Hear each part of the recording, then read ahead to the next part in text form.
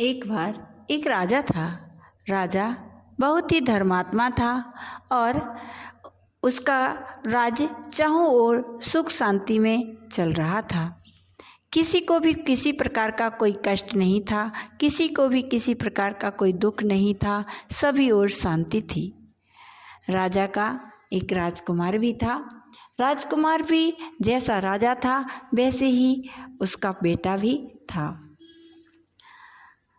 अब राजकुमार बड़ा हो रहा था और लेकिन एक दिन राजा को चिंता हो रही थी। जैसे ही उन्होंने राजकुमार को देखा, सोचा अब मेरा राजकुमार राजा बनेगा। परंतु राजा तो राजकुमार बनेगा, लेकिन इसका मंत्री कौन बनेगा? मेरे मंत्री तो बहुत अच्छा है, परंतु मेरे मंत्री के पास पुत्र नहीं है, इसका मंत्री कौन बनेगा? और वह चिंता में डूब गया। चिंतित चेहरा रानी ने देखा तो रानी ने कहा, महाराज आप किस बात में चिंतित हैं? राजा ने कहा, महारानी मुझे चिंता है कि राजकुमार का मंत्री कौन बनेगा। महारानी बोली कि ऐसा करते हैं, अपन गुरु से पूछ लेते हैं कि मैं अपने मंत्री राजा का मंत्री किसे बनाऊं। कहा ठीक है। और वह गुरु के पास जाते हैं, गुरु से मंत्रणा करते हैं। गुरु ने जैसा कहा वैसा ही वे आ जाते हैं गुरु से पूछ कर के। और आकर के एक दिन जैसे ही राजा आया और राजा एक दिन सभा में बैठा हुआ था। सभा में राजा ने घोषणा कर दी कि राजकुमार जहाँ भी हों, जिस हालत में भी हों, मेरी आवाज़ को जहाँ भी सुन रहे हों, उनके लिए देश निकाला दिया जाता है। वे देश से बाहर चले जाएं और जो भी कोई भी मेरी प्रजा का व्यक्ति उनकी सहायता ना करे। अगर कोई भी सहायता करेगा राजकुमार की, जो भी सहायता करेगा उसे भी देश से बाहर जाना होगा। इस प्रकार का घोषणा सुना दी। राजकुमार ने जा रहा था, उसने सुना ये क्या है, मैं तो पैदल पैदल कुछ भी नहीं, मेरे पास सुबह सुबह का समय है और ये इसका मतलब मेरे से कोई गलती हुई होगी। पिताजी इस प्रकार से घोषणा करा रहे हैं कि जिस हालत में हो, जैसा हो वैसा मैं देश से बाहर चला जाऊं।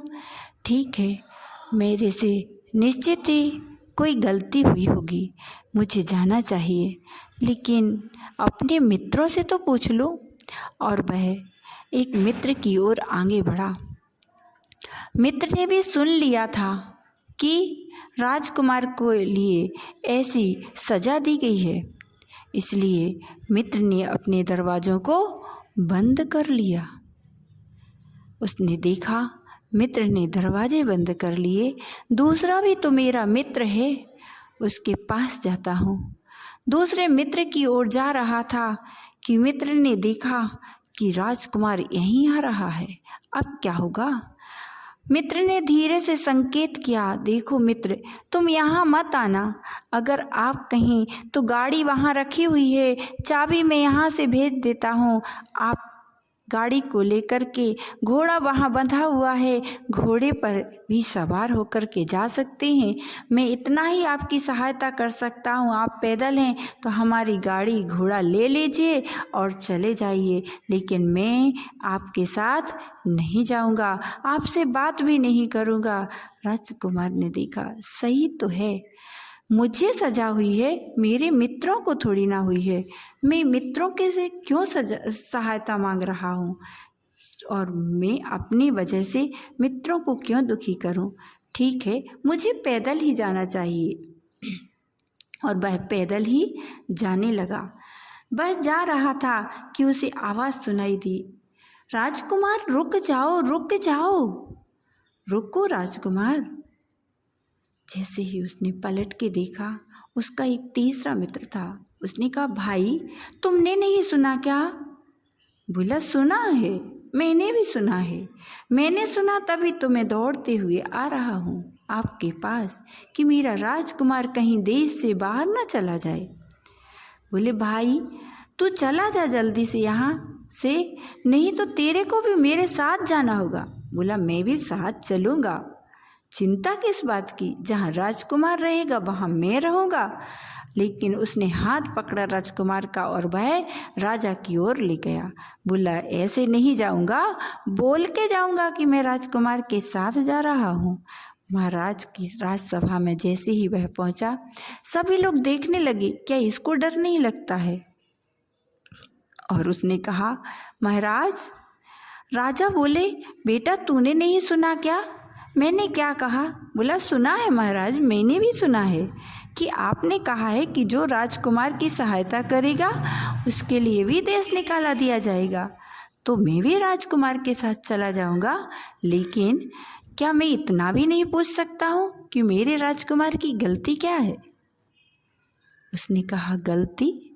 बोले हाँ, अगर मेरे राजकुमार की गलती नहीं तो किस गलती की सजा दी जा रही है राजकुमार को, इसलिए आप बता दें कि राजकुमार की गलती ये है और मैं जाता हूँ। तो उसने कहा ठीक है, मैं आपको बताता हूँ। और राजा ने कहा राजकुमार की गलती ये है कि हमारे मंत्री के यहाँ पर कोई पुत्र नहीं है और राजकुमार अब राजा बनने के लायक हो गया है। मैं वृद्ध हो गया हूँ, मेरा मंत्री भी वृद्ध हो गया है और मेरे मंत्री को भी अब जाना होगा और मुझे भी जाना होगा। यानी मेरे मंत्री की जगह कौन लेगा, मेरे राजकुमार का मंत्री कौन बनेगा, इसकी मुझे चिंता हुई थी। इसलिए मैंने गुरु से परामर्श करके इस प्रकार का निर्णय लिया था कि जो मेरे राजकुमार की सहायता करेगा वही मेरा राजकुमार का मंत्री बनेगा। तो बेटा गलती नहीं, मैंने तो तुम्हारी खोज के लिए यह सारा रचना की थी और तुम मुझे मिल गए, यानी अब तुम मेरे राजकुमार के मंत्री बनोगे और मेरा राजकुमार राजा बनेगा। तुम्हें मंत्री पद के लिए आमंत्रित करता हूँ। इस प्रकार धर्म उसने रक्षा की। इसी प्रकार हमारे भी जीवन में ये 3 मित्र हैं। आप सोच रहे होंगे कि ये कहानी किसी राजकुमार की है, किसी राजकुमार की नहीं, हम और आपकी है। जैसे उस राजकुमार के 3 मित्र थे, ऐसे ही हम सभी के भी 3 मित्र हैं। पहला यह कुटुंब परिवार, रिश्ते नातेदार जो संकट आने पर अपने अपने दरवाजे बंद कर लेते हैं। दूसरा मित्र यह शरीर जो कहता है कि मैं शमशान तक तुम्हारा साथ दे दूंगा। तीसरा मित्र धर्म जो कहता है जब आपके ऊपर संकट आएगा तब मैं आपका साथ दूंगा। इसलिए धर्म को सदा साथ में रखना चाहिए। बोलिए जिनवाणी माता की जय।